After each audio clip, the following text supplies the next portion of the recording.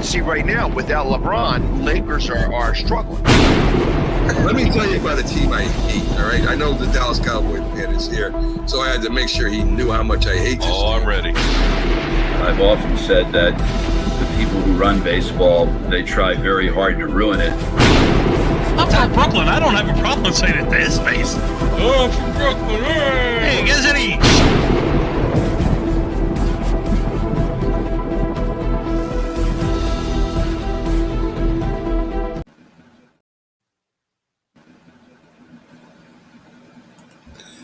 This is a presentation of Northeast Streaming Sports.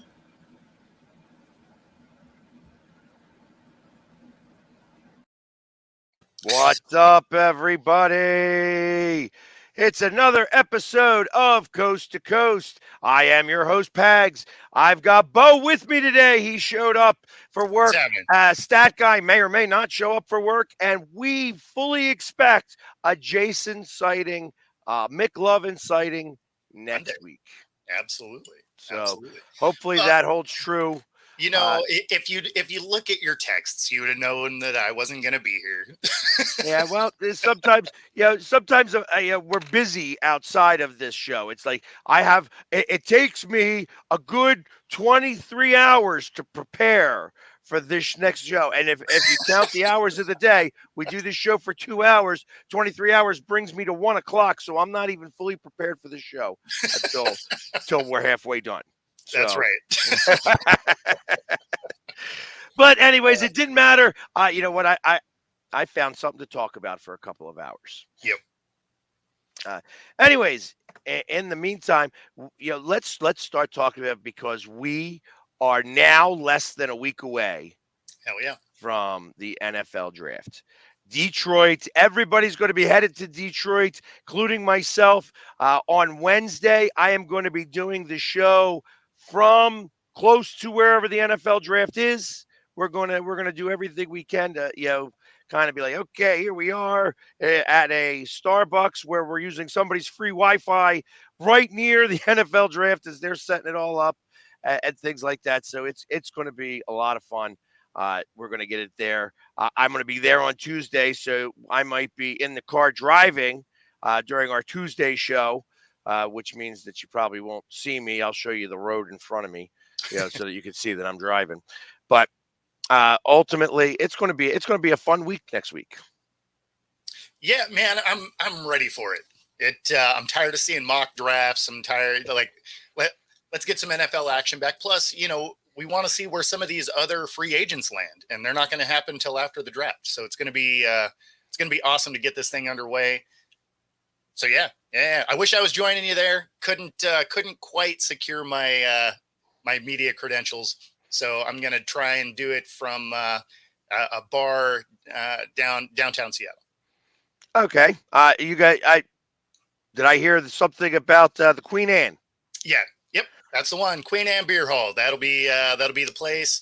Some of the Seahawks in theory should be there. The dance team will be there. So it should be fun. It's not going to be, at the draft fun, but it'll be a good time. Well, cheaper though. Well, and I tell you what, because I do happen to have some friends in the Seattle fan base, maybe we could work something out that when you guys are doing your pick, I will be somewhere close to the Seattle faithful that were invited to the event. Yeah. And I could kind of show you their reactions, maybe get a couple of interviews from the Seattle people, because you guys are picking what? 17th? We got the 16th overall, I believe. 16th. Okay. Yeah. But we'll see. Schneider does have a history of trading back in the first round. So if they're not really going after a quarterback, then there's a real potential that they drop back into the 20s and secure a couple extra picks. Yeah, that would make that because the Eagles are at number 22. I don't know. I don't know that how do you feel about that? Trading back this year? I mean, if you're not going after a quarterback, then it's fine. right? Like if that isn't what your concern is, because it's not like you need a top flight receiver. They have those, right? If you want a good offensive lineman or a defensive lineman, you can get that late in the first round. You're not going to get the top two guys, but anybody that you get from 15 through 40 is going to be similar skill sets, right? Late first round, early second round, you're still going to get a pretty solid offensive lineman, defensive lineman. Any chance that you're not going they to get Will Anderson, obviously, but any chance that they're going to take Penix? I think there's a real possibility, especially because the offensive coordinator was Penix's offensive coordinator. So there is some of that, right? Yeah, I mean, I don't know, because they seem like they've kind of leaned in on not doing that. Now, obviously, that's speculation, could be gamesmanship too, but not to tip your hat and then have somebody snag your guy. So I mean, all of that goes into it, obviously.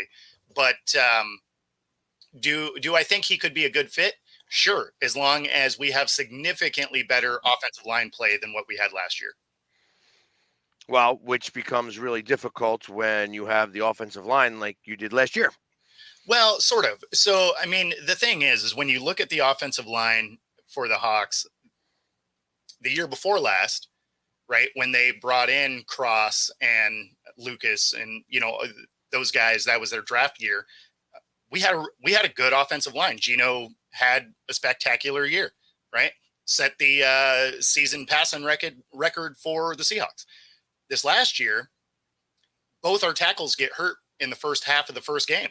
We didn't have our desired starting five until week 15. So it's tough to really say that the offensive line was bad, because it was just this rotating cast of parts.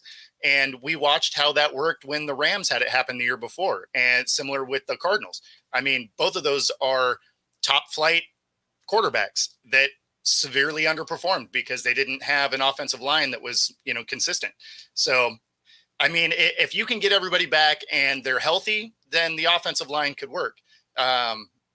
Do I think they still need some pieces? Sure. Interior offensive line, maybe some depth at tackle, but all of those types of things you can get later, right? So then all of a sudden dropping back can work. Right. No, I get that. Rob seems to think that they're going to trade with the Panthers and have the Panthers try to get up into a number one pick area, so that they would trade their 2 second rounders for a first round pick. I can't imagine they want to get rid of more picks. Like, they already don't have a lot. They don't have a lot of picks. They don't have a lot of cap space. I could see them trading back from one of their second rounders to just try and get some pieces for the Panthers, because that team has a quarterback and then they need everything else. And there's always going to be a lot of hype on quarterbacks, because Of course. truth of the matter is that when you're in the media, the quarterbacks are really the only thing that you could talk about. That the wide receivers, there's such a drop off after Marvin Harrison Jr. that it's not worth even mentioning. And then offensive linemen are as fun to talk about as this desk. You know what I mean? That I'm sitting on. So, I mean, because it's not fun to talk about offensive linemen. I mean, unless you got a real game changer, like you're not really talking about much. But and there's only ever one of those in the draft anyway. And unless you're in the top, 5 or 6, you're probably not getting that guy. Well, exactly. So I would just stick to not knowing baseball instead of not knowing baseball and football. So. No, I mean, I could see someone trading. I just can't imagine it's the Panthers, because they're so strapped for draft capital. I can't imagine they'd get rid of more of it. Hey, and if they were going to get rid of a first round pick for 2 second round picks, the Eagles have 2 second round picks. So they should call them and take the 50th and 53rd pick in the draft. Yeah, I was going to say, your second rounders are probably better.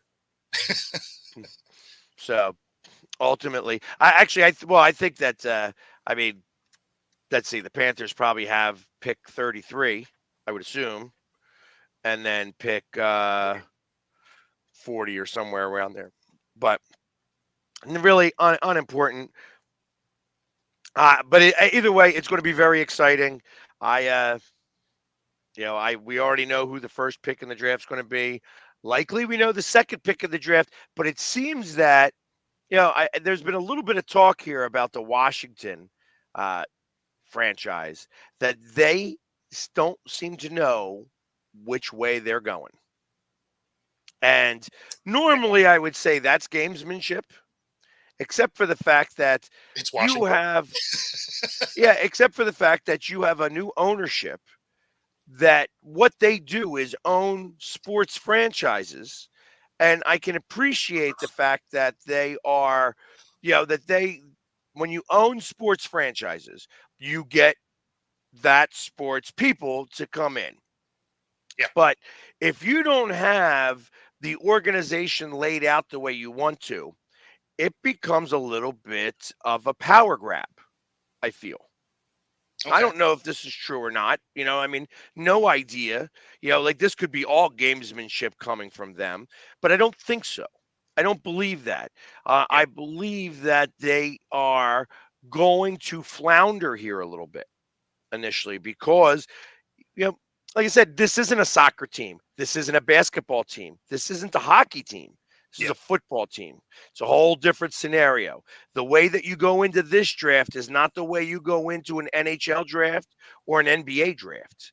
So I wonder really where they are at going into this draft. Like, are they quarterback hungry? Are they maybe considering trading back in the draft because there's so many franchises out there hungry for quarterbacks that they could possibly get a later first round pick and two first round picks of upcoming seasons, which if I was a team that wasn't 100% certain on how I wanted to go, Mhm. depending on where that first round pick is that you're trading for, like if you're going to take the next two after that you would do that and see, okay, who's the fifth or sixth quarterback in that list that I could go for, or who's maybe a third round quarterback,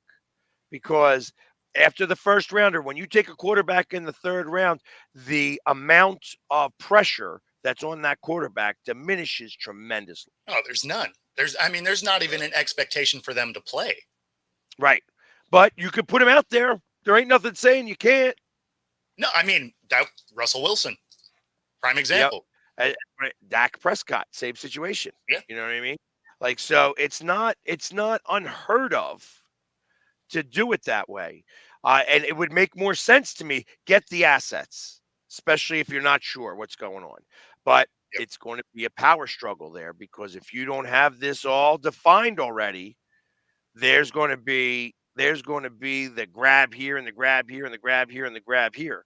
And I think that's where it comes. Rob, I think he was a sixth rounder. Yeah, 199th pick in the draft. Yeah. That all being said, I mean, but they had Drew Bledsoe, Exactly. so that was supposed to be a 2-year project. Well, and see, and that's where I don't think, if the Seahawks aren't getting somebody at 16, then that's where I think they fall back, because are they going to waste their time on a third rounder? Probably not. They just spent draft capital to go get Sam Howell, right?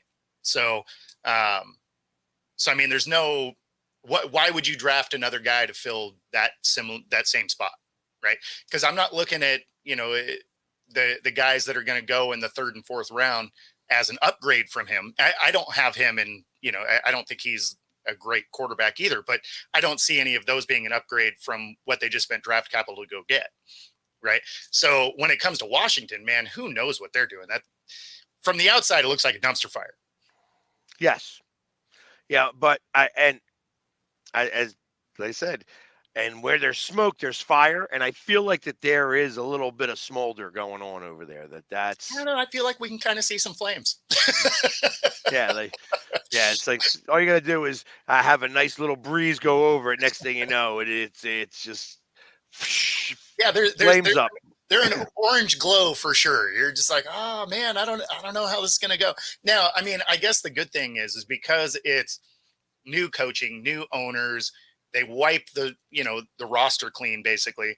There's not going to be a huge pressure for them to do anything either, right? So I mean, all they have to do is kind of show a direction, right? During this season, not necessarily do anything special because they're probably largely just going to get beat up this year. But as long as you can kind of see them start to build an identity, I think their fan base will be fine. Who? Washington? Yeah, What fan base? exactly. All five of them. There's seven. There's seven because I am good friends with all the hog farmers, and there's like 7 to 10 of them, and they do some fantastic work down there for charity. They were based off of the original hogs, and I do hope, for lack of anything better, that if they do, because I heard that they may have to change the name again. I don't know how true it is or how not. It's just So it doesn't sound like they have to. It sounds like they want to, which is bizarre to me. well, I know because I'm not a big fan of the Commanders. I think that that's I don't ridiculous. particularly like it. I just think as a fan, I'd be mad if every other year all your gear is changed again. That's why I would go. I personally, I would go with the wild boar. First off, I'm a big fan of, yeah, like I mean, out of all the team names, that one is available. The Washington Wild Boar, you could do that. WashingtonWildBoar.com. You could go get that right now, no problem. So, um, because all the other names are taken. It would also go back to some of their thing with the hogs. You know what I mean? That the wild boar, hog, same situation. Like they're the same animal, a little bit rougher. You know what I mean? Yeah. You could, and I just feel that it's, of course I I'm could a even see that Redskins. podcast. Be like, welcome to the hog bog. Let's go. Yeah, I mean, like there's so much that goes well and goes back into their history. Yeah, no, for sure. Without having, like, I'm big on the history part. Like all right, you changed it from the Washington football team to the football club to the Redskins, and then you got forced with this whole Redskins thing. Yep. This is the problem that you had, the original problem that you had with him, because if you didn't have any of these other problems, the Redskins name would have stayed. Yeah, I would think so. Although I don't know. I mean, they kind of wiped him out from all sports. So Well, the Blackhawks are still there. that's true. The That's Chiefs true. are still there. Yeah. So I don't want to hear that. I mean, the Cleveland Indians, Cleveland did it because they're trying to become woke. Washington did it, it's in D.C. You know what I Yep. mean? But he had so many other issues he had to give up on one front. Well, I mean, yeah, that guy was such a train wreck. Like, I'm surprised it took so long to get him out of there.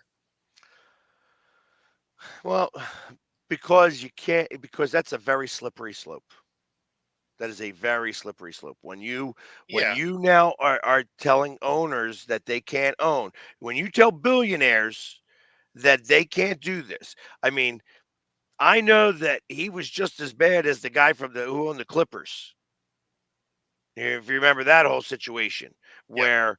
where his girlfriend, his Asian girlfriend, is recording him talking about that. Well, I mean, he made like billions of dollars in the sale of Of course. that team. You know what I mean? He owned the forum. You know what I mean? Yeah. So it was like there was so much money that's involved with that. And he was like 92 years old, so he could have cared less, really. And you know what? Now you're out the door. Now you won't making any money. You don't get any of what I got there, girlfriend. Yep. Do you love that lavish lifestyle? beat rocks. You know what I mean? So I don't know.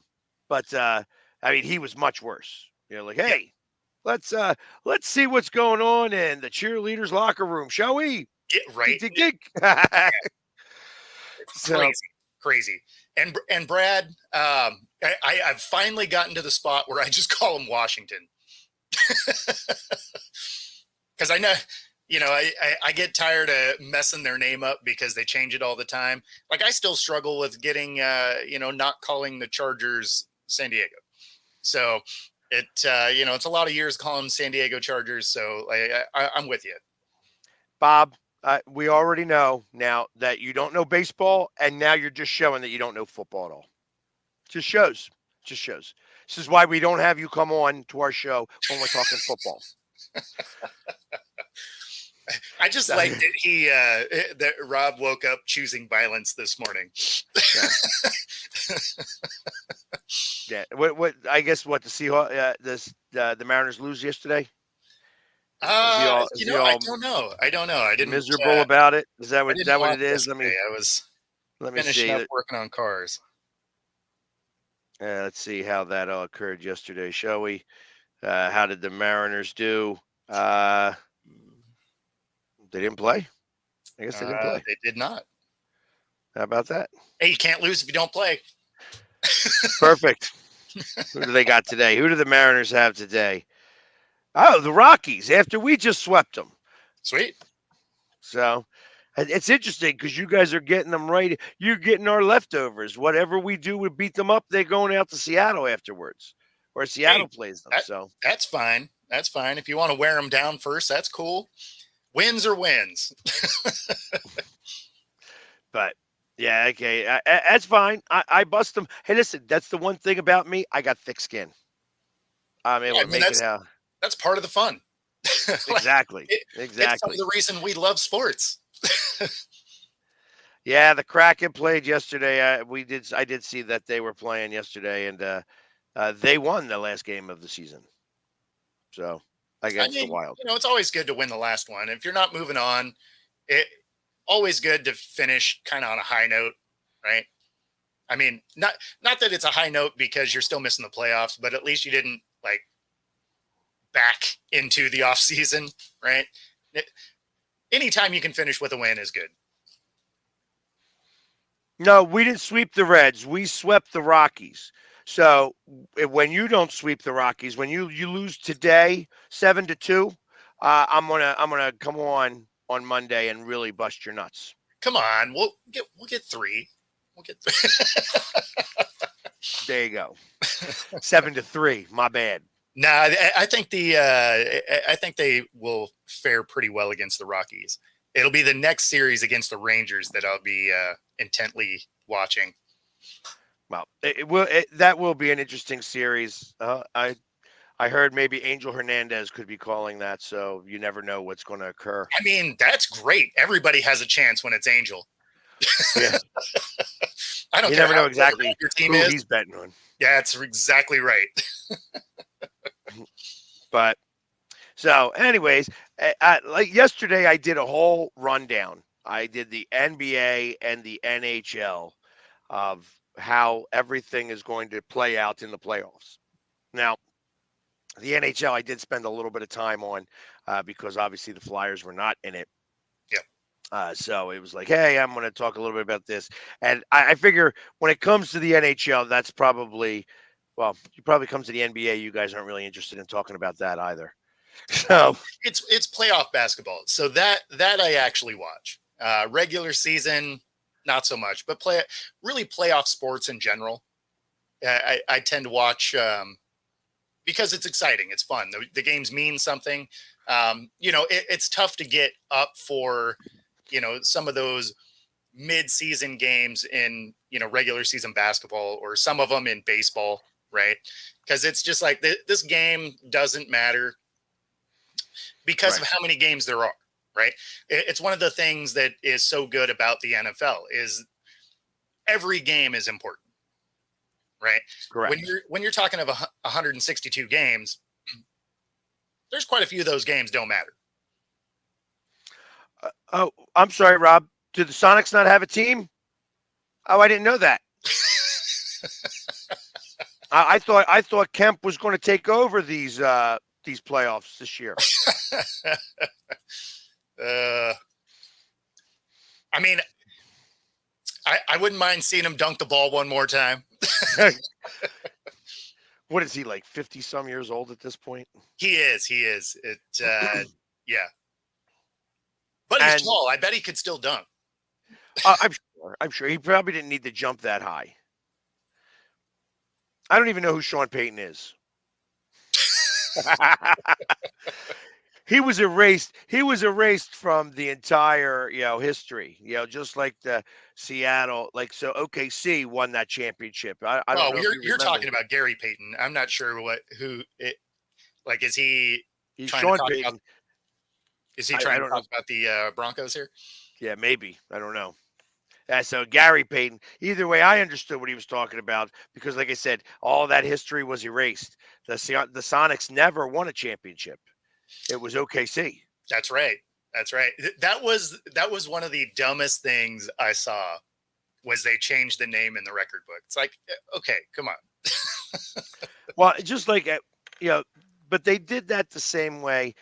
For instance, the Virginia Squires, which was the Sixers team before they came to Philadelphia. When the Warriors left, the Sixers were the Virginia Squires, and ultimately they changed that to them as well. So, and it was like the Virginia Squires. I think they were the Syracuse Nationals too. I'm not Oh, sure exactly. I think that's how it all kind of worked out and played out. So, well, I mean, in a way, I get it because you bought the team, but you didn't buy. So you bought the team, you bought the history, but you didn't get the name, right? Which is why if we get a team again, we get to be the Sonics again. well, I think they brought the Nationals in. It was going to be the Philadelphia Nationals, which made sense. But I think because it was the 76, 1776, instead of calling us the Nationals, let's call us the 76ers. Yeah. So I think I wasn't there in that meeting. That was before I was born. But What? so, What are you talking about? You messed up at being the Nationals too. COVID, everything. It's all exactly. It was 1967 that they won a championship, not 79. 79 was the 76ers went there and they lost, I believe, to the Portland Trailblazers.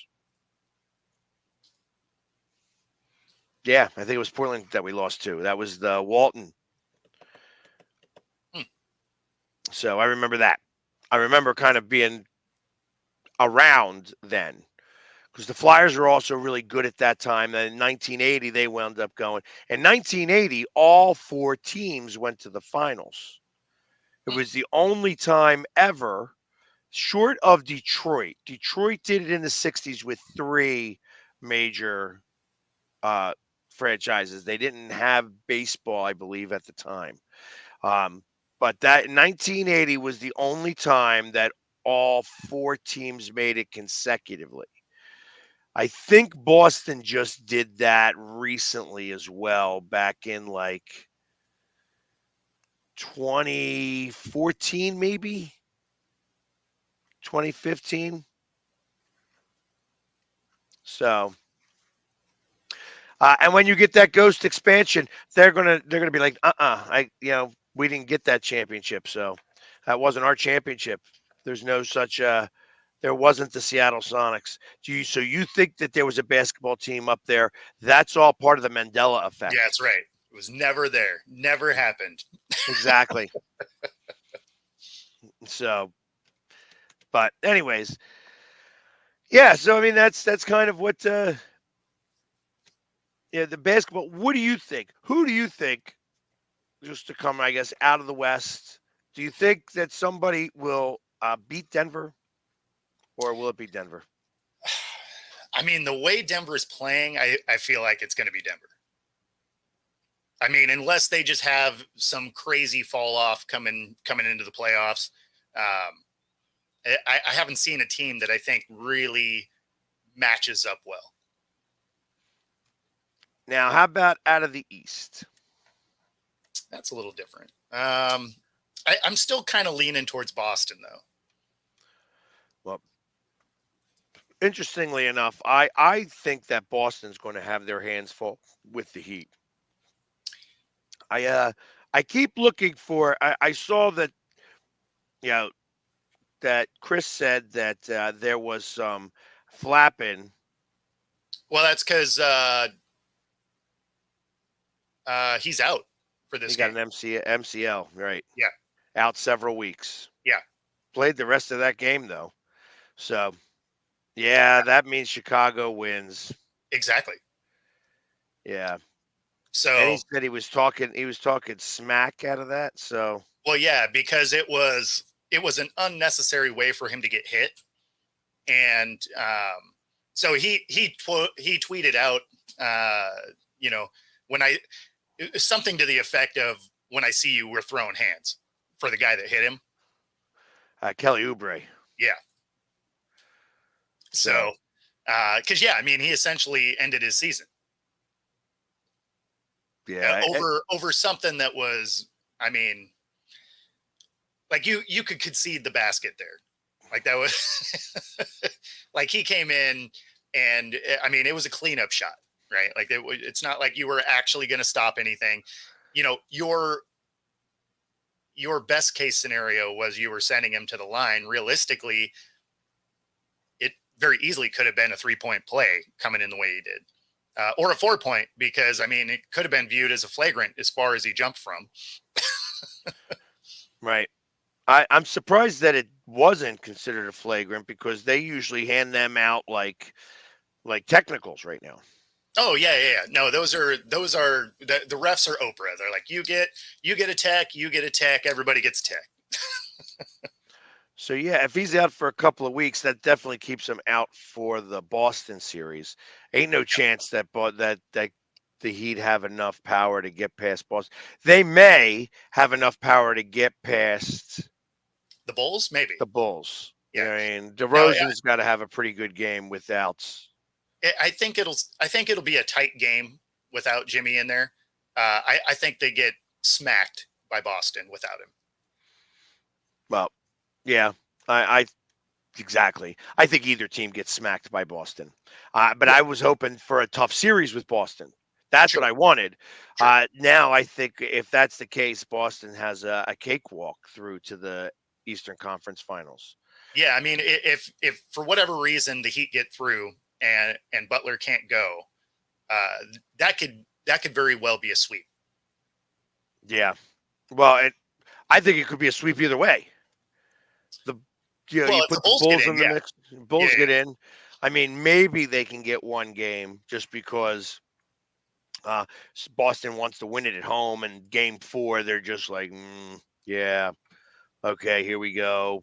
Oops, I missed. Who cares? Yeah, I mean, like that's kind of what happens. They want to get back home and win it at home and then stay there. For that second series, that Cleveland and either Cleveland or Magic series, I mean, I just don't see either one of those teams have the firepower to be able to compete with Boston. I see that being a sweep. The one thing that's the caveat there is you sweep them and then you're sitting around waiting for another series to finish. Yeah. I think that would probably be a 5-game series though. What, the Magic versus the Celtics? Yeah, I think either one of those teams could steal a game. They could. Maybe not, though. You know what I mean? I think that either way. Sure. That's kind of what it is. I mean, that's the reason why you'd want to throw that 4th game. And I'm not saying throw it, just be like not care as much about that 4th game.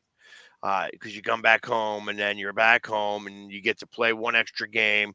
It's not a practice because, the one thing that happens when you're not playing is you get rusty.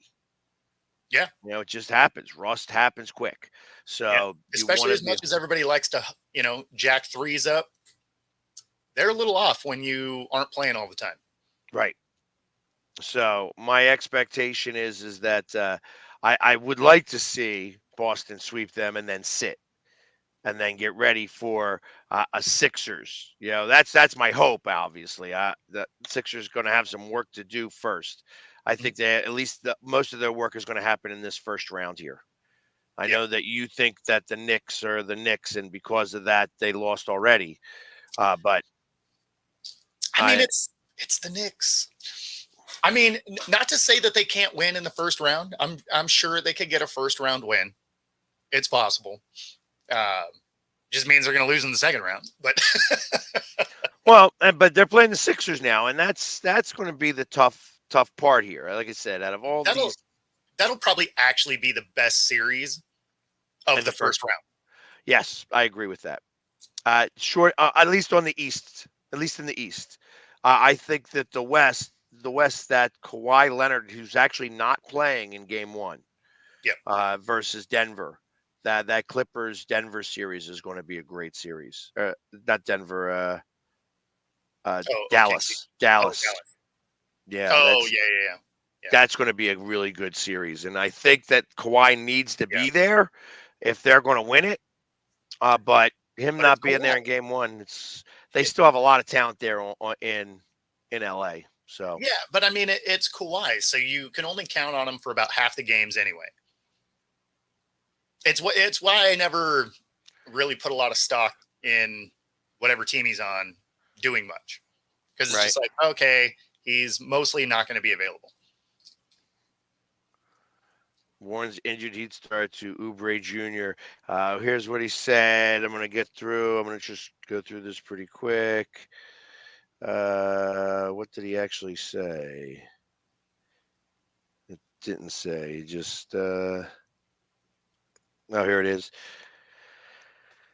In a lighthearted response, just so, to the unfortunate news shared on the Heat Instagram, Butler jokingly threatened 76ers guard Kelly Oubre Jr., who was involved in the play leading to the injury, writing, "We throwing hands."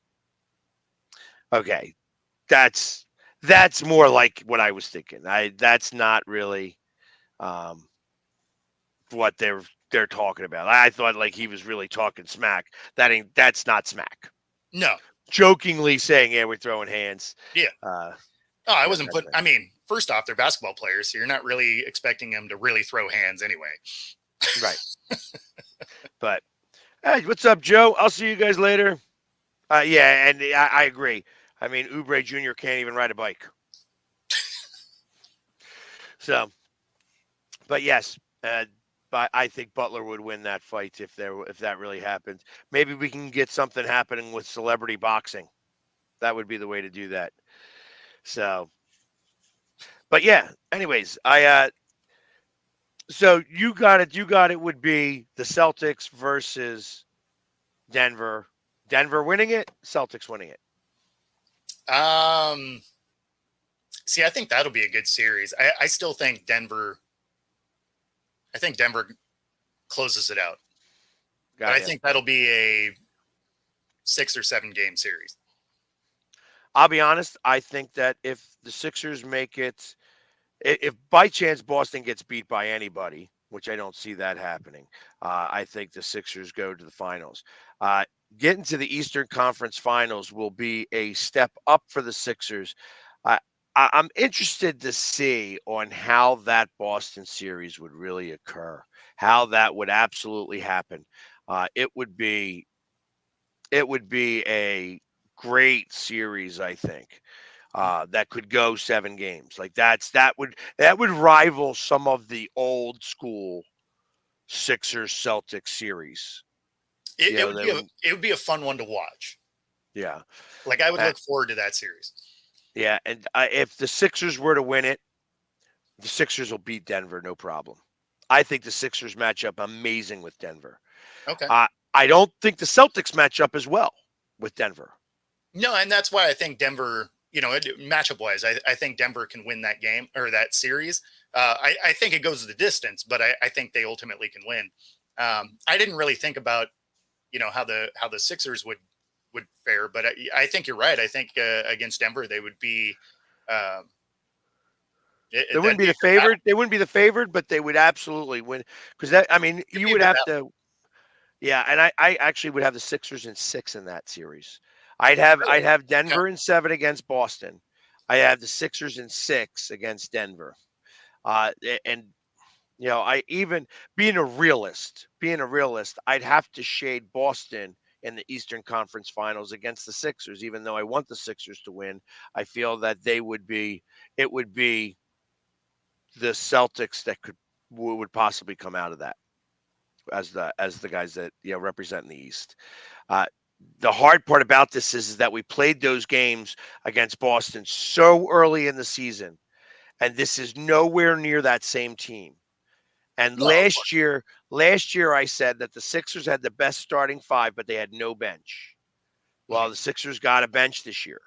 They do have a bench, and I tell you, if Batum or Batum plays anything like he played in that Heat game, wow, you know what I mean? That was a way to turn it on. That was a way to turn it on completely and just start shutting people down and do that. And they're going to need that type of play against Boston.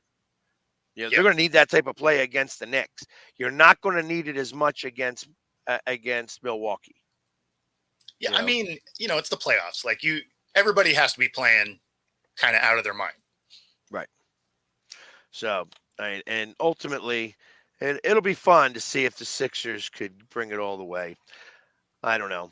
I don't know. I'd like to see them do it, but it's going to be tough all the way around. But the process would finally be finished. You know, Cody Rhodes finished the story. The That- 76ers finally finished the story. They finally finished the process.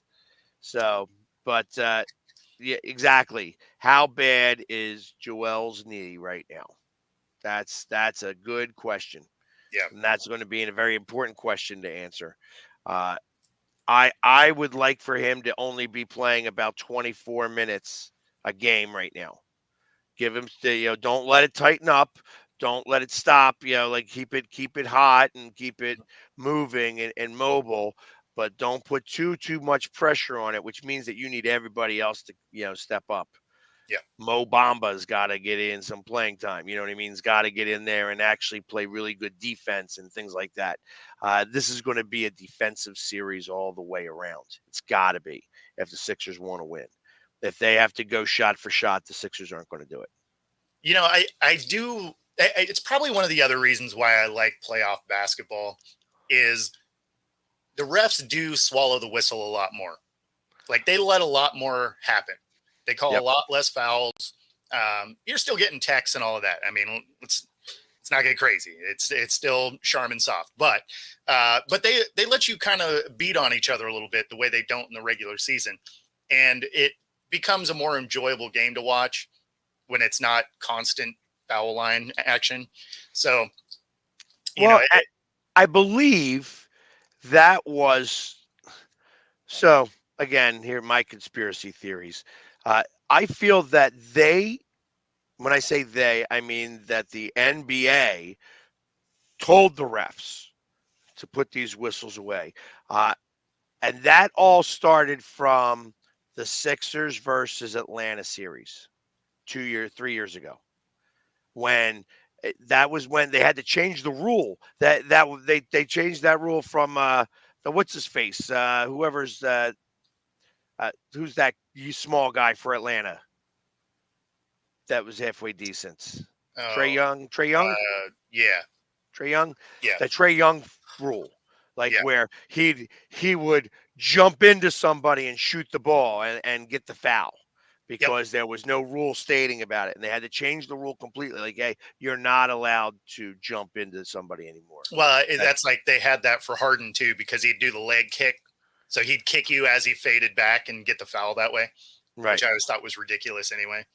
exactly. So they had to change that rule, but that also became, hey, listen, because they were calling it nonstop, Yeah, nonstop, and they're like, yo, guys, put the friggin' whistles away. yeah. No need to. But yeah, and Randall not playing is not the problem there with the Knicks. The Knicks, I think, are actually a better team without Randall. I think they're a more complete team. I think Randall hogs the ball a little bit. Mm. So they have a lot more opportunity for the people that are on the court without Randall there.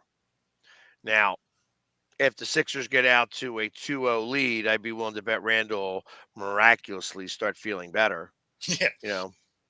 But I just don't see that happening. I think these are going to be really, really close. And we'll see. But the fact that the Sixers get a little bit of rest, they don't play until Saturday is great. Or until tomorrow is great. I always find that funny, especially with the evolution of the NBA is, it's so reliant on the three ball at this point. I always find it interesting when you get absolute ball stoppers on the team, right? Where they have to have the ball in their hand the whole time. It's just like, man, like if you want clean 3-point shots, I mean, you're shooting 3-pointers most of the time at this point. A ball stopper is rough, right? Because I mean, passing the ball is what gets your 3-point shot open. Right. So you have to be able to get around. Like I said, I mean, right now it's around the perimeters anymore. The basketball has changed so tremendously Yes. that it's like truth of the matter is that I wish that the Sixers had a real center or a real power forward. Yeah. Because the one thing I see that the Sixers do all the time is they give up offensive rebounds because Joel Embiid is not underneath the basket as often as he should be.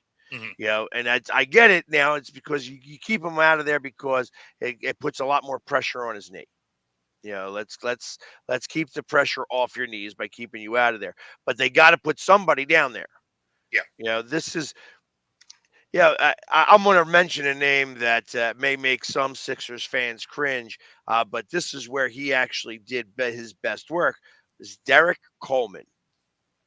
Derek Coleman was a favorite of Coach Brown. And nobody understood it. Nobody understood why. But Derek Coleman was also like that guy who would be under the basket. He would get those rebounds. He was not as good as a Charles Barkley, but Charles Barkley-esque, the way he played the game. And Brown saw how the league was going, and he was one of the last guys to still kind of do some of that. It's part of the reason why Joker gets some of his good stats, because he plays a little bit of that game. Yeah, well, and unfortunately, it's really rare in the NBA at this point because everybody's a perimeter shooter. Offensive boards are a lost art because everybody's around the arc. Like nobody's even in position to go get an offensive board. I mean, obviously that also leads to how high these scores are. I mean, are they shooting threes? Sure, that adds to it. But you're getting no second chance shots. So, yeah, I mean, both teams are going to run the score up because it either goes in or it's going the other direction. So, I mean, it's imagine like somebody like Dennis Rodman in this league. He would wind up with about 30 to 35 rebounds a game. Easily. And assists, because you get assists on 3 balls now. Exactly. That's so ridiculous to me. Oh, you got an assist on 3. So he would wind up with he could wind up with quite possibly a triple-double scoring no points. Yeah. You know what I mean? Just because of the way that he played. That was why, and they try to compare the two, and there's no comparison. The guy from the Warriors, that he's Draymond Green, that he is of that ilk. But he's of that ilk a little bit. He is made to be able to rebound and stuff like that. He's just an asshole. He'll get in battle. There's no doubt. But he's certainly not the rebounder that a Rodman was. That's for sure. Rodman was amazing at being able to box somebody out.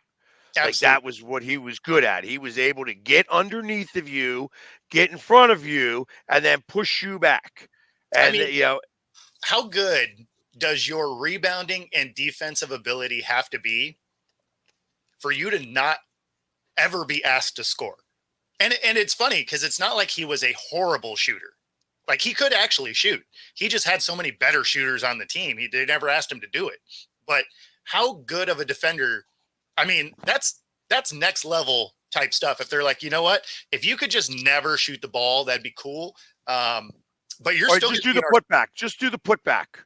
That's all exactly. you have to do. You got putback points. You're going to get 6 to 12 putback points a game. That's it. Yeah. Maybe less. Yeah. You're going 0 to to take 12 zero real putback shots. points a game. Yeah. 0 real shots. And you may Right. end up with some games where you have 0 points, and that's fine. Well, actually, and if realistic, he shouldn't wind up with that. He should, because at that point you also better be practicing your foul shots, because when you get them That's rebounds, they're going to be fouling you, and at the end of a game, they're going to be putting you on the line, and true. you're going to get your 6 to 8 points there just shooting foul shots because you're getting the rebounds and they're hacking you. Yeah. So that's kind of part of it. There is a place for that in the NBA. Yeah. You know, In fact, you'd really dominate because no one's doing it. yeah. I mean, like I think of who's the center right now for the Bulls. He was on the Sixers a few minutes ago, like 2 seasons ago, actually. But I mean, the Bulls. Where's he at? I'll tell you right now who it is. Ooh, excuse me. Because I keep Drummond, Andrew Oh, Drummond. yeah. You know what I mean? If I would love Andrew Drummond on the Sixers, the problem is that he does play center and he's a true center, and you can't Yeah. move him to forward, which would be a shame, because like if you could somehow put Embiid and Drummond on the floor at the same time, you would actually be formidable. But Yeah. both play true center, and you can't. It's and which it amazes me that you can't have three twos and 2 5s. I don't understand why you can't do that. Just because I feel like that it's a matter of where you're putting people. Yeah. So if Drummond is just going, he's on one side of the basket, he's on the other side of the basket. He goes to one side of the basket to the other side of the basket, runs all the way down the court. He's on one side of the basket and the other side of the basket. Just doing that, obviously it's a lot of mileage because he's going the hard way. And then you have Embiid, who's doing more of I guess he'd be playing more like the 3 rather than the 4, because it would be like he'd be a shooting forward, not a power forward. Yeah. And it would take away a lot of pressure off of his knees for having to get inside. He would get those long rebounds still. He'd still be a formidable, presence. I mean, I don't know. That's why I'm not a basketball coach. I'm sure that there are plenty of reasons why you can't do this, why this doesn't make sense. And I'm just not strong enough with my basketball knowledge Sure. to say that's the reason. But then I look at how Popovich became so popular, and it started off with David Robinson, who was a true center, and then you bring in the other one, and he was a true center, and you moved Robinson to the 4, and it worked. And then I think of the Twin Towers with Houston. Yeah. You know what I mean? That was back in the Seattle days. Yep. You know what I mean? Where I mean, it was Ralph Sampson and Olajuwon, was it not? Yeah. Yep. And they won a couple of championships, and both of those guys were monsters. Now, No, I mean it can definitely work. the NBA was a lot different then. Yes. Not as many threes. Not everything went inside. You drove all the time. You don't see any really good drives anymore. Nobody drives to the basket.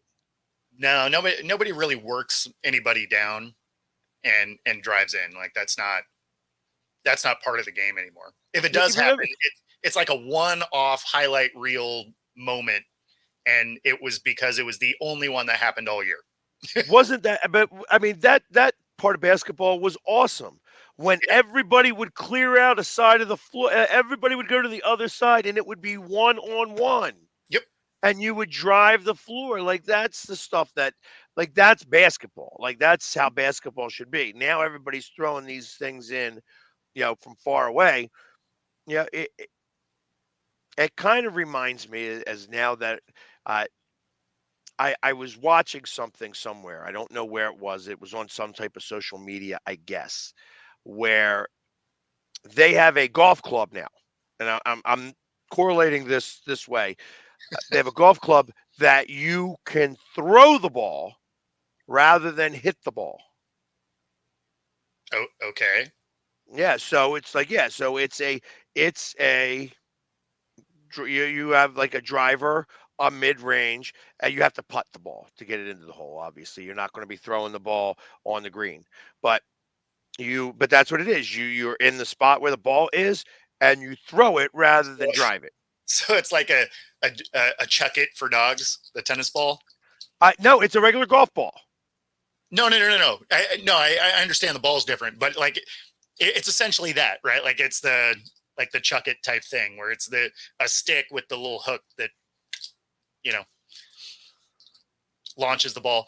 I mean, my initial drive from the tee box would be so much better than Exactly. That's exactly correct. Like I would play golf that way. Yeah, I would kill it. I would enjoy golf again because I can't stand playing golf right now, and people would like to play with me then. No, that would be entertaining. Like I could get into that. For me to golf now, I'm hoping the beer cart is just following me around because that's what I need. There's a place not far from me that sells bags, like big bags of golf balls. I buy 2 of those bags. Sure. And I still have to borrow balls from somebody to finish my rounds when I'm done playing. Yeah.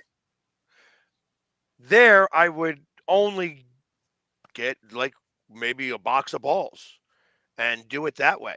You know what I mean? And throw. Yeah. Like I would throw, and that I would be so much better. I'd be so much better. Oh, But you're not driving it as far. You're not throwing a golf ball as far as you can drive a golf ball. I don't know. Depends on what it is you're throwing it with. Because if you're throwing it with a similar style shaft where it's got some flex to it, I bet you could get some pretty wicked drives out of it. The throwing golf club, that's what it is. It's I feel like that's a lot of hilarious videos before what. Yes, that's exactly what this is. This is the that is horrible shot into the drink.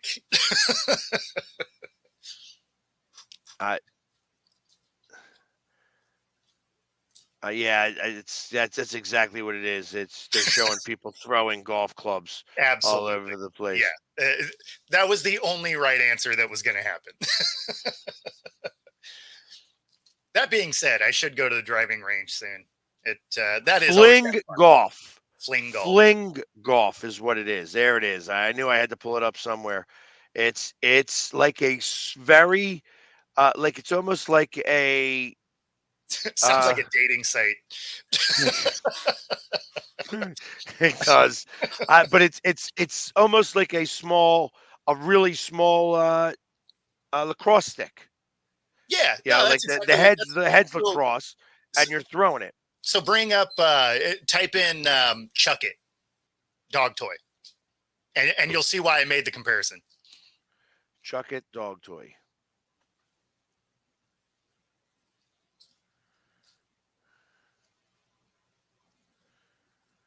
There we go. The chuck it dog. Yes. Yeah. Similar.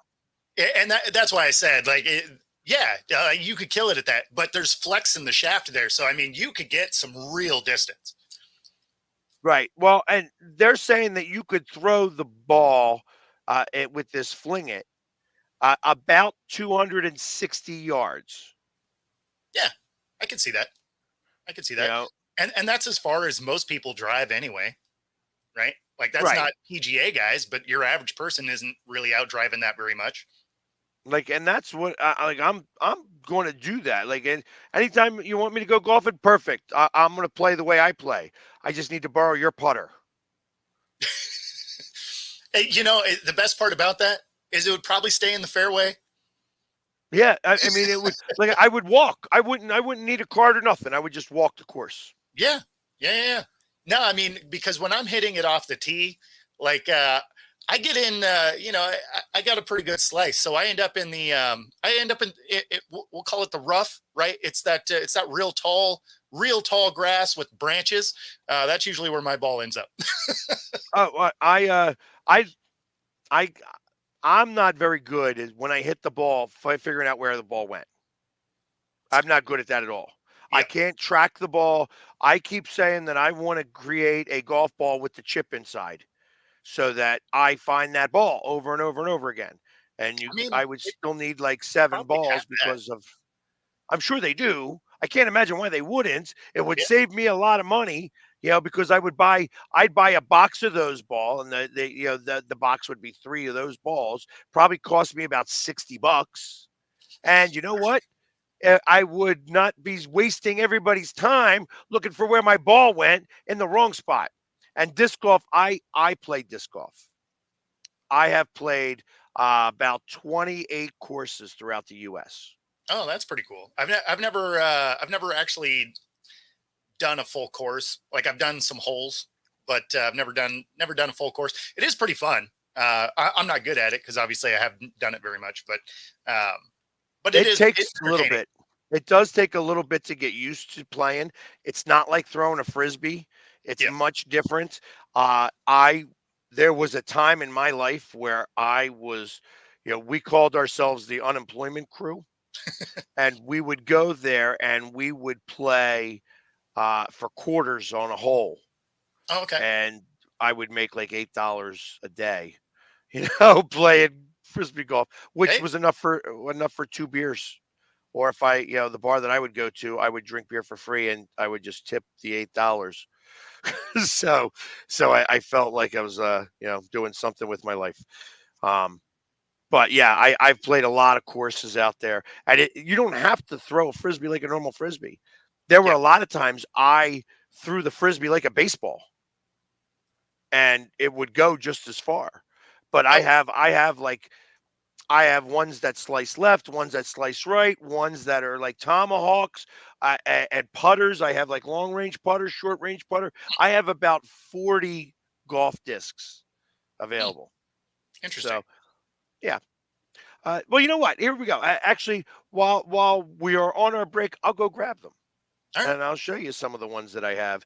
We'll talk about frisbee golf because there's a couple of courses real close to here, and they're all around the country. So if you put in frisbee golf, you could find out all the courses that are close by to you. All right. So, but anyways, we're at the top of the hour. Let's take our station identification break, and we will be back in just a few minutes, right after these non-important messages. Yeah, that's right. I mean, you can see right now, without LeBron, Lakers are struggling. Let me tell you about a team I hate, all right? I know the Dallas Cowboy fan is here, so I had to make sure he knew how much I hate this Oh, team. I'm ready. I've often said that the people who run baseball, they try very hard to ruin it. I'm from Brooklyn. I don't have a problem saying it to his face. Oh, I'm from Brooklyn. Hey, get any?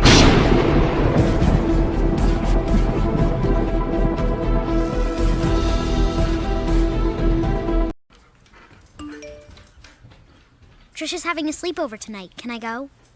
I wonder about Lucy's friends. What should I say? I know you're only 10, but one of these days a friend will offer you a drink. And alcohol at your age can lead to so many things. None of them good. So can I go to the sleepover? Lucy, I want you to promise me I something. finished my homework. Bigger promise. If there's any drinking, I want you to say, "No thanks, not my thing." Mom. I promise you. Your real friends won't care. Deal? Sure. Really? I promise, Mom. They really do hear you. Did you pack your toothbrush? For tips on how to start the talk, visit underagedrinking.samhsa.gov. A public service message from the Substance Abuse and Mental Health Services Administration. Sometimes, all you need to change your life is a sign. A sign that says, "Hank, this is the place you've been looking for."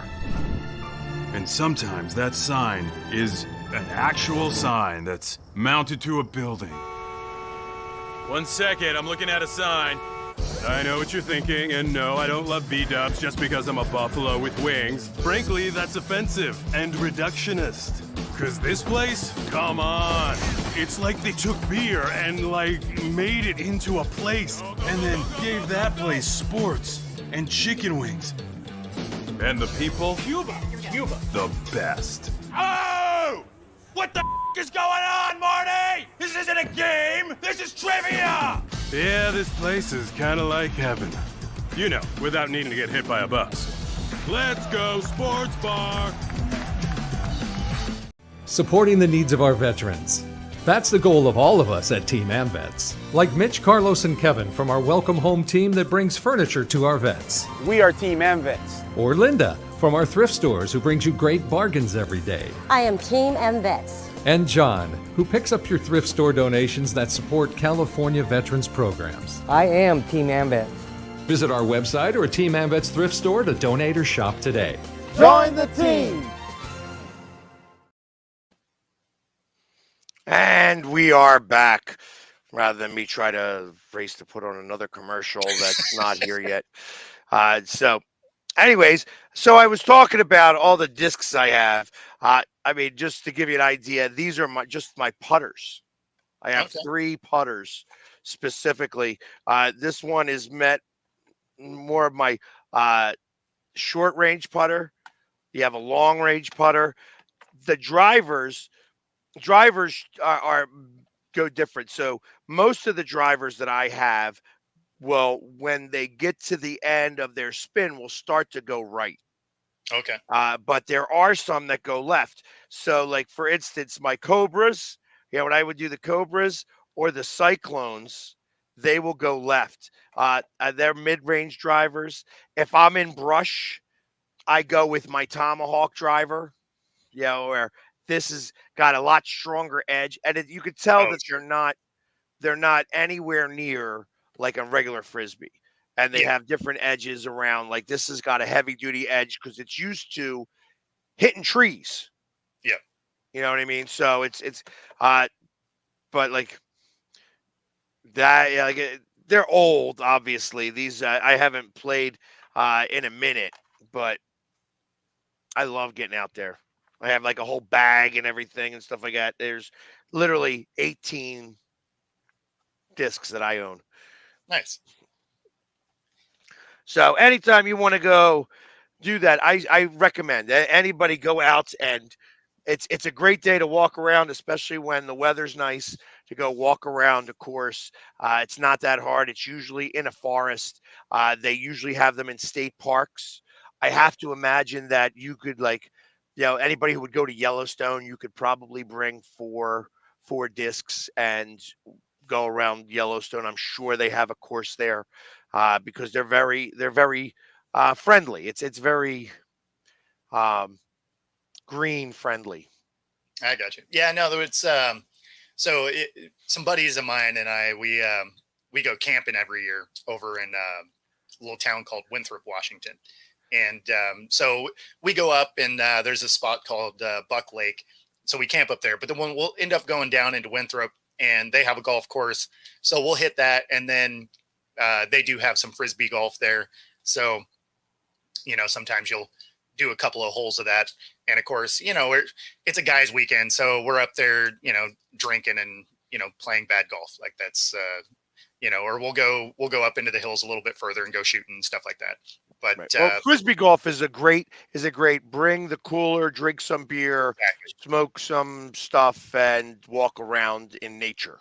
Yep. Where regular golf is a little bit different stuff to it. You know what I mean? I just think that regular golf's a little too stuffy. Well, it depends on the course. So obviously we're not playing, PGA level courses. We're playing garbage courses when we're doing it, because they're also the ones that aren't going to freak out if you have a beer in your hand. Right. Yeah. Like I most of the courses around here require a collared shirt, which isn't a big deal. Like, I have plenty of collared shirts. Sure. It's just that when you're wearing a collared shirt, it's not as same. Like if I want to wear a t-shirt and go walking around Sedgley Woods, which is the course that I used to play all the time around here, that was fun. You know what I mean? Where you know they would have different spots where people would be just hanging out and partying and drinking and smoking and doing their things and stuff like that. So Yeah, I mean that's the course I want to play on, right? Is the right. one where people are there having fun. Like I don't play golf enough, nor do I foresee myself playing golf enough to be good enough to want to be that. Like, where I'm, I got my perfect gloves and my pressed collared shirt and, some bad shorts and like, I'm good. I'm not trying to do that. If I'm going to go, I'm going to understand that I'm going to have a nice walk ruined by a little ball with a beer in my hand. That's golf to me. Yeah. I mean, in my case, it's like I am, hitting the ball, trying to see if somebody can show me where I hit it, seeing if I could go find the ball, looking for the ball, can't find the ball, go to somewhere somebody else is standing, drop the ball, be like, oh, look, I just found it. It was right here all this time. Hit it again, lose that ball. It's just like, Yeah. Well, I mean, so one of the ones that I remember the most, there was a golf course that was in the Bothell Kenmore area here, and it was called Wayne Golf Course. It's gone now. I think it's apartment buildings now, but part of the course had the fairways kind of zigzag back and forth, right? right. And I annihilated a ball, absolutely crushed it. The problem is about 100 feet out, it took a hard right. Like it just went and gone, right? So couldn't find it. Dropped another ball, kept playing. And that thing took such a hard right that it was 5 fairways over when I found it. Because I was walking down the fairway because I couldn't find the ball that I had just hit. But I found my ball from 5 holes ago. And I was like, oh, well, I'll play that one because it's square in the middle. This was a great hit by me. I'll tell you probably one of the best drives I ever had. Of course, I didn't realize I had it. I hit the ball, and my balls always make right turns. You know what I mean? I just, for some reason or another, I haven't figured out how to hold the club right. Every once in a while, I'll hit one dead straight, which is great. But for the most part, they would always turn dead right. And this is about a 318-yard hole. And I hit this ball, and I crush it, but you're right. It makes that right turn. I don't know where it's at. I stopped, and I couldn't figure it out where it went, whatever. Get another ball, get another ball, get another ball. We finally get to the green because it was a dog leg right. There it is. It's on the green. Oh, awesome. So it was like one of my best hits. I still wind up getting par for the hole because it was one of those really long greens, and I'm still not very good. Like I'm a good putter when it's putt, but not necessarily doing that. And literally, I was like, oh, but it was one of the best ones because I stopped and took 3 more shots after that, lost another 2 balls, but I could have just played my 1 ball. Yeah. No, it's if yours are going right, it's because you have the same problem I do, where you're swinging. We suck. Well, I mean, yes, definitely that. But you're swinging it like it's baseball. So the way you're using your wrist, you're opening the club face, which is why it. So what I started doing at the driving range is I actually hold the club in my hand with the head kind of turned towards me a little bit because I know I'm going to open the club face, and then it does go a little bit straighter that way. I was told just put some Vaseline on the club head, and I'm dead serious that it will change. When you don't do that, or when you put that on there, it takes the ball will take the strike, but not the spin. Oh, okay. And it's the spin because of the way we're hitting the ball. We are spinning the golf ball. When you put that Vaseline on there, it takes the strike and will go straight without the spin. Because you're not putting like on. I know we talked about the Vaseline thing before. Um, you're putting on a thin layer of Vaseline. It's just You're not like just dumping the club head in it. yeah, this is great. Woo! Where you go to swing the ball, and where'd the ball go? It's stuck to the head with the Vaseline. uh, But yeah, that's what I was told. Again, I don't know if it's any true because I haven't played golf since then, but I know that I keep Vaseline with me on the golf course just in case. you're just walking around with tubs of Vaseline everywhere you go. It might get cold. Yeah, it might get cold. Hey, my lips are chapped. Hey, here's some Vaseline for you. Yeah. I'm chafing. Here's some Vaseline. You know what I mean? 100% of the time, everybody will be like, "Nah, I'm good." Yeah, why are you carrying Vaseline on you around the golf course? Long story.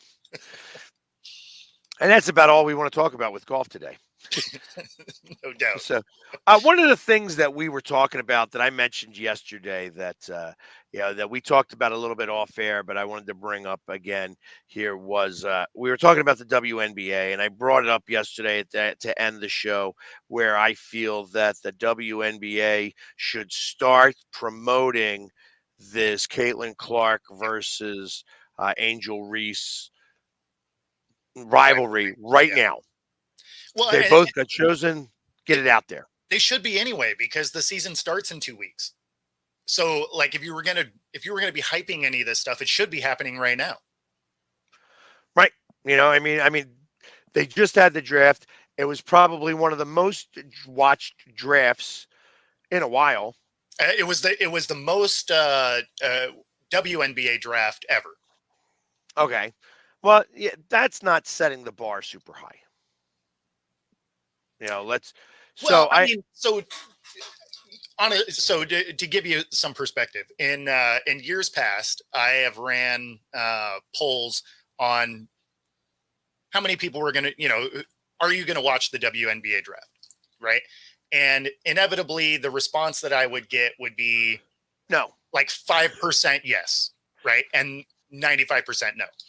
And for this particular draft, it was, I want to say it was like 43% yes.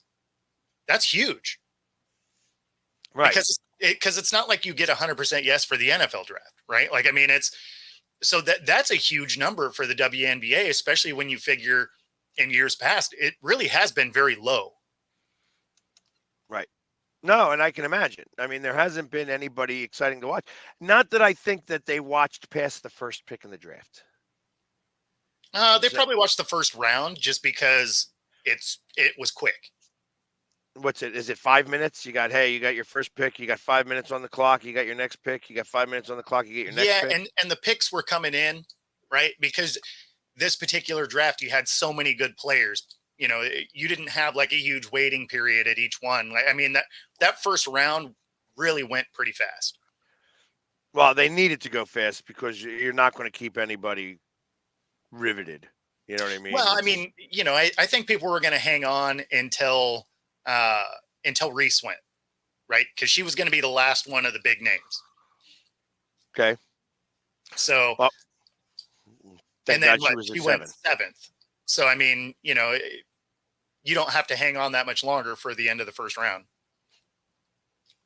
Yeah. I mean, I think that it's, there's only 12 teams?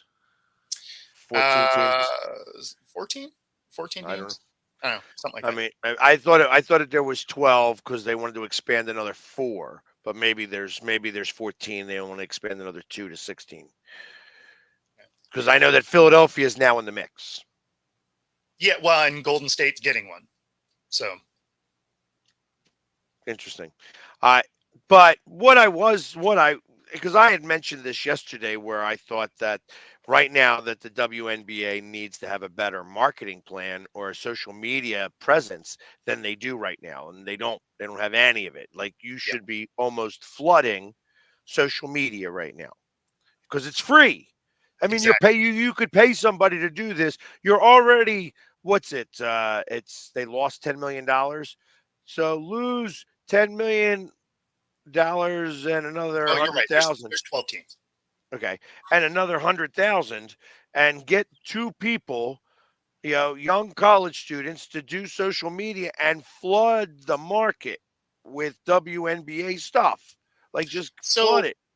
the thing is, right? If the WNBA is essentially owned by the NBA, right? Do you think they don't do it because the start of their season starts in the NBA playoffs? No, Does, that's not the reason why I don't think does that. that stifle their coverage? I I mean, don't think so. it seems like it would, right? I Because don't your think it main would. networks are going to do the main networks are going to carry playoff basketball. But that's why you want social media. No, I'm with You you. have Like, your social media coverage already. You're going to yeah, get that. You're going to still put all that stuff out. You already have those things in place. and they You certainly need. should be doing that. So I have a difference of opinion now. This is where I think that the conspiracy theory will start to come into play. So, That if you look at the so is it like a small conspiracy theory or like a big well, it's you might have to use a little bit of both there. I look at it as that the NBA. Think of the NBA as as this entity. Obviously, it is this entity, and if you own a major business, you own this monster business, makes tons of money. A lot of those business owners own businesses that fail Sure. so that they can get the tax write-offs. Is this what the NBA is doing? I mean, I wouldn't rule it out, right? Because then you don't want it to succeed at that point. You want it to continue doing what it's doing. Yeah, because as of right now, the way this plan goes, as they expand into further markets, they're taking on more responsibility, more liability, and more loss. That's what's happening. Yeah. And maybe that's what they want. They want this to not do as well. And because of that, they get the tax abatement and tax write-offs Yeah, on I that. mean, maybe, or I mean, I could definitely see it from a business standpoint where that could be useful. But I mean, I think the WNBA does get does start to get more viewers over the last couple of years just because of how the game has evolved for the NBA and the fact that, you know, things get called all the time and then things that have been rules forever don't get called. I mean, there are plenty of games that LeBron could have had a quadruple double if you included his rushing yards because he didn't he didn't dribble and they didn't call a travel. Like, so I mean, I don't know. Some of the ways the NBA has changed sure makes it harder to watch, especially in a regular season. So I mean, maybe they do want the WNBA to start to succeed now. Well, that's exactly it. It would start to succeed. Yes. Because the truth of the matter is that had they not been an entity with the NBA, Mhm.